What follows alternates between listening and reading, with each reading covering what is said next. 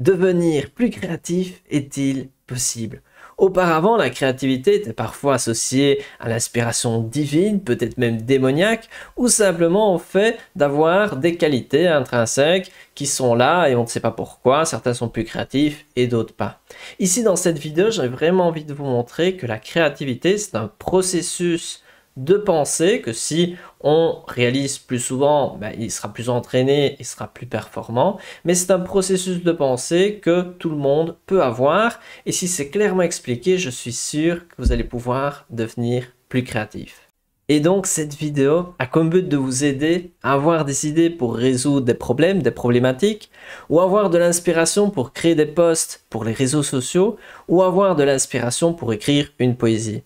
Finalement, simplement être plus créatif tant du point de vue professionnel que du point de vue personnel, familial ou autre, tout aspect où la créativité peut vous aider. Maintenant, passons au concret. Je vais vous expliquer un modèle qui va vous montrer comment fonctionne la créativité. Ça va vous permettre de mieux la comprendre et comme ça, vous allez pouvoir l'exploiter au mieux et vous allez pouvoir progresser sur cette qualité. Dans ce modèle, je vais représenter le fait d'avoir une idée par tisser une toile. Imaginons ici, je suis en train de tisser une toile petit à petit, ça va représenter le fait d'avoir une idée. Mais que se passe-t-il si je commence à tisser une toile ici comme ceci? Celle-ci, elle ne va pas tenir, elle va tomber à terre car il n'y a rien qui la soutient, ça risque de tomber et c'est la même chose pour les idées. Si vous commencez à écrire un roman et la page est blanche, vous n'avez pas d'idée, vous êtes là bloqué. Comment résoudre ce problème? Ici, c'est la même chose. Ici, la page elle est plus ou moins blanche. Et si je tisse des lignes comme ceci, des idées comme ceci, ça ne peut faire que tomber à terre, ne rien faire, ne servir à rien. Donc pour éviter de perdre son temps à chercher des idées qui ne mènent à rien, on va développer un processus de réflexion très clair qui va nous aider à trouver et à tisser notre toile, notre idée. Pour tisser une toile, il est très important, ici je pourrais prendre en rouge, d'avoir ici des éléments. On pourrait ici, imaginons que ceci c'est un arbre par exemple. Bon, mon arbre il ressemble pas à grand chose. Ici je pourrais avoir un poteau. Et pour tisser ma toile, il est nécessaire pour qu'elle soit solide, qu'il y ait des éléments sur lesquels tisser cette toile. Regardez comme ceci, comme ceci. Bon, mon dessin n'est pas exceptionnel, mais peu importe. Mais vous pouvez voir ici que la toile, elle va être beaucoup plus solide qu'avant, car je vais me fixer à des éléments, ici représentés en rouge, par un arbre et un poteau, mais peu importe. Ici, ce qu'il y a à retenir, c'est que pour qu'une toile d'araignée soit solide, elle doit s'accrocher à des éléments comme ici. Tout ceci est bien beau, mais en quoi ça nous aide? Car en soi, ici, c'est juste une toile d'araignée. Concrètement, comment est-ce que ça va nous aider? Pour vous montrer ceci, je vais un peu effacer tout ça. Et je vais faire un petit exemple. Imaginons, on doit créer une histoire pour un enfant. Si c'est juste un exemple, on va voir d'autres exemples par après. Pour créer cette histoire, on va devoir d'abord rajouter des contraintes qui étaient représentées auparavant par l'arbre et le poteau. Donc on va rajouter des contraintes. Et ici, je vais par exemple rajouter ici une première contrainte. C'est que l'histoire, elle est pour un enfant de, allez, on va dire un enfant de 6 ans. Ensuite, on va rajouter une deuxième contrainte, que l'histoire doit être de maximum 5 minutes. Ensuite, comme contrainte, l'histoire doit avoir comme protagoniste un renard. Donc ici, petite erreur.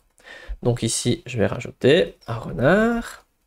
Ensuite, comme autre contrainte, je vais rajouter, donc ici, je suis en train de rajouter des contraintes au hasard, que le méchant, c'est une grande bouteille.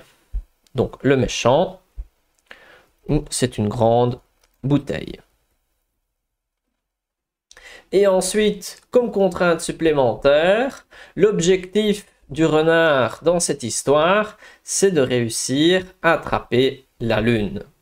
Donc ici, je rajoute la lune.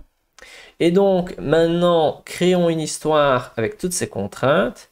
Donc ici, je pourrais représenter avec ici la petite toile. Je vais pouvoir tisser une toile entre mes différents éléments pour réussir petit à petit à construire ma toile et aussi à raconter une histoire. Imaginons, il était une fois un petit renard qui voulait aller sur la Lune. Mais il y avait un problème. Pour accéder à la Lune, il y avait une énorme bouteille qui se trouvait devant. Et alors, il n'arrivait pas à la voir. La Lune était trop petite, cachée par la bouteille, et empêchait le renard d'arriver jusqu'à la Lune. Alors, comment a-t-il fait le renard? Il a appelé son copain, le chien, et à eux deux, ils ont réussi à escalader la bouteille et à sauter sur la Lune. Et donc voilà, maintenant le chien et le renard sont sur la Lune. Bon, ici, c'est quelque chose de tout à fait improvisé. C'est juste pour vous montrer que quand vous mettez des contraintes, après vous allez pouvoir tisser et vous appuyer sur les contraintes pour pouvoir construire une toile. Prenons un deuxième exemple. Pour le second exemple, on va prendre quelque chose de plus concret. Par exemple, avoir une idée de vidéo pour la chaîne Concevoir avec Canva. Si vous prenez simplement ça, on pourrait se dire je vais faire une vidéo sur comment fonctionne Canva. Et je pourrais dire mais ça j'ai déjà fait. Je pourrais faire une vidéo sur comment faire une carte de visite. Ah, c'est déjà fait. Et comment avoir de nouvelles idées? Par rapport ici au modèle que je vous ai montré, la première étape, c'est de rajouter des contraintes pour pouvoir tisser votre toile et développer votre idée. Et peu importe le type de contrainte, ça peut être des contraintes de temps, cela peut être un objectif, cela peut être la cible, prenons, ou simplement ça pourrait être même l'actualité. Ici, qu'est-ce qui se passe? Donc l'actualité, je pourrais parler par exemple de, imaginons, je pourrais mettre comme contrainte, donc je serai obligé de parler de ça, d'intelligence artificielle. Ensuite, je pourrais rajouter une deuxième contrainte en allant regarder peut-être les vidéos que les concurrents ont fait. J'en choisis une et je la rajoute comme inspiration supplémentaire. Et donc, peu importe la manière de vous rajouter des contraintes, l'important c'est de rajouter des contraintes. Donc moi ici, par exemple, je vais rajouter comme contrainte le temps, vu que là je suis en manque de temps, donc je vais rajouter le temps. Et donc maintenant que je commence à voir ces trois éléments, je pourrais en rajouter d'autres, mais juste pour l'exemple, je commence à me dire, le temps, ça c'est quelque chose, l'intelligence artificielle c'est quelque chose, je dois faire une vidéo, et donc je vais commencer à tisser ma toile, et plus précisément, je vais penser à chaque élément, et je vais m'appuyer sur ces différents éléments pour pouvoir créer ce concept. Par exemple, est-ce que l'intelligence artificielle présente dans Canva fait-elle gagner du temps ou au contraire, elle en fait perdre? Et donc là, ce serait une idée de vidéo intéressante. Le fait de se dire, oui, c'est bien l'intelligence artificielle, mais est-ce que c'est un gadget qui fait juste perdre du temps ou au contraire, ça fait vraiment gagner du temps? Et donc là, c'est un exemple que moi, j'avais pas prévu. Là, j'ai fait avec vous en train de réfléchir. Et moi, finalement, ici, c'est pas l'idée de la vidéo qui compte. Ce qui compte pour moi, c'est de comprendre le processus, que vous avez quelque chose où vous avez besoin d'être créatif. On va pas attendre que la solution, elle tombe du ciel. On va avoir une méthode qui sera très simple de rajouter des contraintes. Et la manière dont vous souhaitez rajouter des contraintes, peu importe. Parfois, certains enseignants vont faire tirer au sort des personnages, une intrigue ou autre pour créer une histoire, mais ça peut être simplement vous qui volontairement vous imposez des contraintes, comme cela pourrait être un budget, une date. Imaginons on veut partir en vacances, on va partir en vacances, ça doit être, je ne sais pas moi, en Europe, avec un budget de 100 €, qu'est-ce que l'on peut faire? Imaginons on a 2 nuits en Europe pour 100 €, quels sont les tickets disponibles? Et on s'impose des contraintes et grâce à ça, on va trouver des solutions. Et pour terminer cette vidéo sur le modèle de la toile d'araignée pour être plus créatif, j'aimerais bien parler d'une petite nuance qui peut encore vous aider davantage pour mieux comprendre la créativité. Donc ici, on a dit qu'on pour réaliser notre objectif où on doit être créatif, on va devoir s'imposer des contraintes. Et là, il est intéressant de savoir qu'il y a deux types de pensée, d'inspiration pour tisser votre toile. Vous avez ici la réflexion rapide, les idées rapides qui vont facilement vous aider pour trouver des solutions. Et donc, dès que vous allez vous imposer des contraintes, vous allez déjà trouver quelques pistes de réflexion. Et donc ça, c'est la pensée rapide qui va donc vous aider à résoudre des problèmes relativement simples, mais ce n'est pas la pensée la plus profonde, la plus réfléchie, la plus performante. Si vous voulez avoir des idées, vous allez devoir vous aider de cette pensée rapide qui va vous aider à trouver des petites solutions, mais vous pouvez aussi utiliser la pensée lente qui est aussi présente à l'intérieur de vous, qui va vous aider. Donc, imaginons, moi je vais par exemple ici poser comme contrainte, créer une vidéo pour concevoir avec Canva qui parle d'intelligence artificielle et de temps.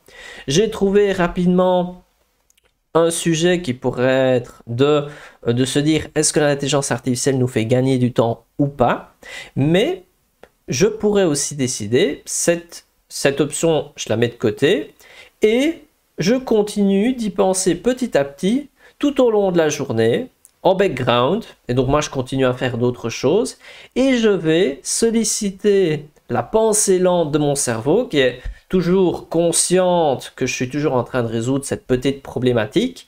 Et donc cette pensée lente, elle va rester en background, il faudra un peu du temps, moi je vais essayer de qu'elle sorte, mais la pensée lente, elle est un peu capricieuse, elle sort seulement quand elle veut, donc je vais devoir attendre, je vais peut-être aller marcher, peut-être que quand je vais aller dans la douche, je vais avoir l'illumination. Et donc ce genre de pensée qui vient d'une partie moins consciente à l'intérieur de nous, quelque part un peu cachée dans l'inconscient, qui va aller rechercher parfois dans des souvenirs qu'on ne se souvient même pas, ou peut-être dans des pensées qu'on n'aurait pas pensé pouvoir avoir. Et nous, on va en profiter pour avoir des idées plus profondes, plus intéressantes.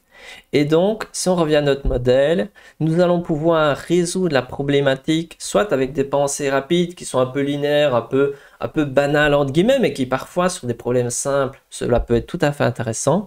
Mais il ne faut pas négliger qu'on va pouvoir aussi utiliser la pensée lente de notre cerveau, qu'il lui faudra un peu du temps pour sortir. Et plus on l'entraîne, plus elle vient, mais le problème c'est qu'elle vient... il faut un peu du temps et parfois il faudrait même des jours. Et donc ici, elle va nous permettre d'avoir des pensées plus intéressantes, plus profondes et qui seront plus performantes vu qu'elles seront plus profondes à l'intérieur de nous. Et ce sera donc des idées qui peuvent vraiment valoir la peine.